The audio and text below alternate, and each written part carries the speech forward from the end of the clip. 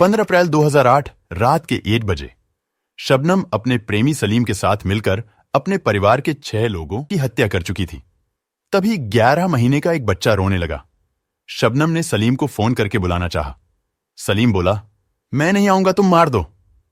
शबनम ने बच्चे का गला तब तक दबाए रखा जब तक वह मर नहीं गया।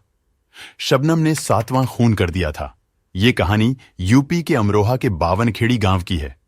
एक दूसरे के लिए जीने मरने की कसम खा चुके प्रेमी जोड़े ने 7 जिंदगियां छीन ली। घटना इतनी विभत्स थी कि तत्कालीन सीएम मायावती को सूचना मिलते ही अमरोहा जाना पड़ा। आज कहानी शबनम और उसके प्रेमी सलीम की। आइए शुरू करते हैं।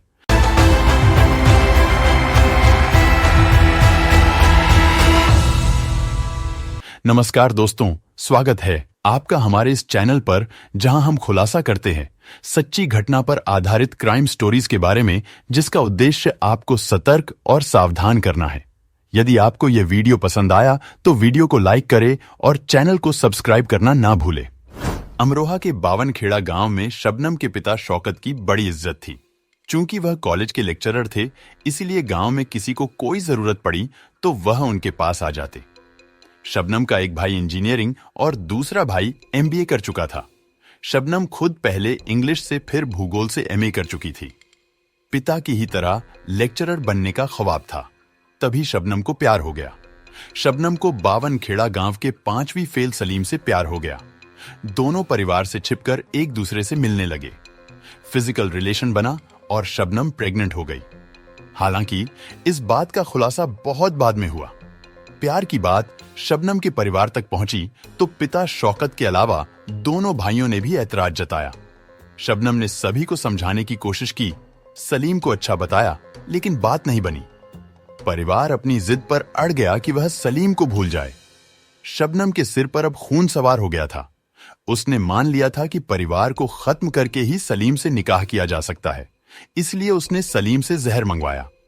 सलीम ने 13 अप्रैल 2008 को बाजार से जहर खरीदकर उसे दे दिया। 14 अप्रैल की सुबह तक परिवार के सभी घर पर ही थे। दोपहर में दोनों भाई शहर के लिए निकल गए।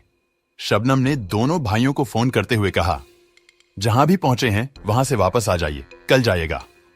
भाइयों ने शबनम की बात मान ली और घर वापस आ गए। शबनम के घर में उसकी भाभी और मौसी की बेटी ने मिलकर खाना बनाया। रात 9 बजे तक सभी ने खाना खा लिया। तभी शबनम ने पूछा, कौन कौन चाय पिएगा? सभी ने हां में सिर हिला दिया। शबनम ने उबलती चाय में जहर की पुड़ियां खोली और मिला दी। सभी को चाय दी, लेकिन खुद नहीं पी। चाय पीने के बाद सभी अपने कमरे में गए, जहां उनका दम घुटने लगा और मर गए। शबनम को जहर पर यकीन कम था, इसलिए उसने सलीम को फोन करके बुलाया। सलीम ने बाजार से जहर खरीदकर शबनम को दे दिया। उसके बाद कुल्हाड़ी लेकर रात में घर पहुंचा और सभी की हत्या कर दी। सलीम अपने साथ एक कुल्हाड़ी लेकर आया।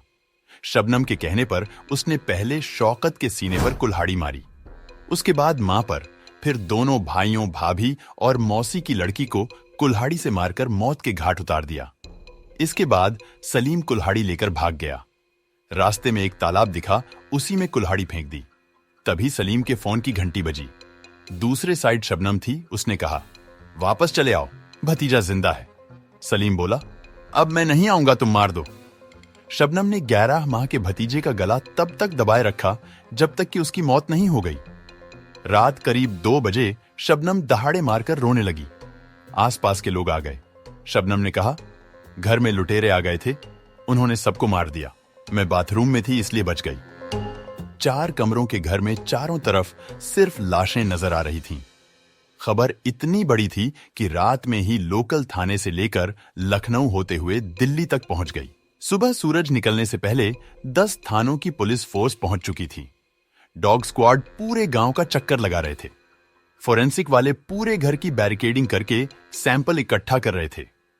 7 लोगों की हत्या 15 अप्रैल का सबसे बड़ा मुद्दा बन गई। कानून व्यवस्था पर सवाल खड़े हो गए। उस वक्त की मुख्यमंत्री मायावती हेलीकॉप्टर के जरिए अमरोहा पहुंच गईं। लगातार रो रही शबनम के सिर पर हाथ रखते हुए आरोपियों पर सख्त कार्यवाही की बात कही। 5 लाख का चेक देने का ऐलान पहले से कर चुकी थीं। हालांकि घटनास्थल पर मामले की जांच कर रहे इंस्पेक्टर आर.पी. गुप्ता ने मायावती के पीए से शबनम को अभी मुआवजा न देने की अपील की। चूंकि उन्हें शबनम पर शक था, तो उन्होंने कहा, 25 से 48 घंटे का समय दे दीजिए, पोस्टमार्टम और फॉरेंसिक रिपोर्ट आ जाए तब मुआवजा दिया जाए। 16 अप्रैल को पोस्टमार्टम रिपोर्ट आई। पता चला कि किसी भी व्यक्ति ने मौत से पहले कोई संघर्ष नहीं दिखाया। मतलब किसी ने भी कुल्हाड़ी के वार को रोकने की कोशिश की नहीं की। ऐसा इसलिए क्योंकि जहर की वजह से या तो उनकी जान जा चुकी थी या फिर वह बेहोश थे। Inspector RC. गुप्ता को यही पहला पॉइंट मिल गया। जब पूरा परिवार बेहोश था तो शबनम कैसे होश में थी? उस वक्त जो हालात थे उसमें पूछताछ भी नहीं की जा सकती थी। इसलिए आर.पी. गुप्ता ने सबूत जुटाना जारी रखा।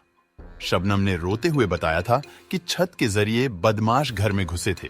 यह पहली ही लाइन तब झूठी साबित हो गई जब पता चला कि छत पर जा रही सीढ़ी का दरवाजा तो अंदर से बंद है। फिर जमीन से छत की ऊंचाई 14 फीट पर थी। दीवार प्लास्टर की थी। ऐसे में ईंट पकड़कर चढ़ पाने का भी कोई माध्यम नहीं था। बदमाश सीढ़ी से आते तो उसे लेकर क्यों जाते? Inspector RC. गुप्ता की नजर में शबनम आरोपी बनती जा रही थी। तभी किसी ने खबर दी कि सलीम को उठा लीजिए, सब पता चल जाएगा। आर.सी. गुप्ता सलीम को पूछताछ के लिए उठाने वाले ही थे कि खबर मिली। उससे घटना के अगले दिन ही पूछताछ हुई थी और पुलिस ने उसे क्लीन चिट दे दिया। 17 अप्रैल को उन्होंने सलीम को फिर से बुलवाया और पूछताछ के लिए सख्ती का सहारा लिया। सलीम टूट गया और बता दिया कि हत्या उसने ही की है। सबूत के तौर पर उसने हत्या में इस्तेमाल की गई कुल्हाड़ी के बारे में बताया, जिसे पुलिस ने बरामद कर लिया। पुलिस ने पूछताछ शुरू की तो उसे पहले वह हत्या में शामिल होने से मना करती रही। तभी सलीम बोला, मैंने सब बता दिया है, अब तुम भी स्वीकार कर लो। शबनम रो पड़ी। इस तरह से केस पूरी तरह से सुलझ गया। हालांकि पुलिस ने इसके पहले शबनम की कॉल डिटेल निकलवा ली थी, जिसमें पता चला हत्या के 5 मिनट पहले और हत्याकांड के 10 मिनट बाद शबनम ने सलीम को फोन किया था। पूरे महीने में 55 बार बात हुई थी। पुलिस को आरोपी के जरिए सच सुनना था, इसलिए शबनम से पूछताछ की गई। ये पूरा केस पानी की तरह साफ हो गया था। अमरोहा की डिस्ट्रिक्ट कोर्ट ने 3 अगस्त 2010 को ऐतिहासिक फैसला सुनाते हुए सलीम और शबनम को फांसी की सजा सुनाई। जज एसआई हुसैनी ने कहा, इससे ज्यादा जघन्य कत्लेआम नहीं हो सकता। पुलिस ने जिस तरह से केस को सुलझाया, उस तरह से मैंने अपने पूरे जीवन में जांच नहीं देखी। डिस्ट्रिक्ट कोर्ट से निकलकर यह मामला इलाहाबाद हाई कोर्ट गया। हाई कोर्ट ने भी फांसी की सजा को बरकरार रखा। सलीम और शबनम को माफी की उम्मीद थी, इसलिए सुप्रीम कोर्ट गए, लेकिन वहां भी फांसी की सजा बरकरार रही। शबनम और सलीम ने अपने सारे कानूनी दांव आजमा लिए, लेकिन कहीं भी माफी नहीं मिली। इसके बाद उन्होंने पिछले राष्ट्रपति प्रणब मुखर्जी को दया याचिका भेजी, जिसे उन्होंने अस्वीकार कर दिया। शबनम के वकील सहर नकवी ने यूपी की गवर्नर आनंदीबेन पटेल को पत्र लिखा। उसमें उन्होंने कहा, आज तक भारतीय इतिहास में किसी महिला को फांसी नहीं हुई है। शबनम को होगी तो पूरी दुनिया में भारत की बदनामी होगी।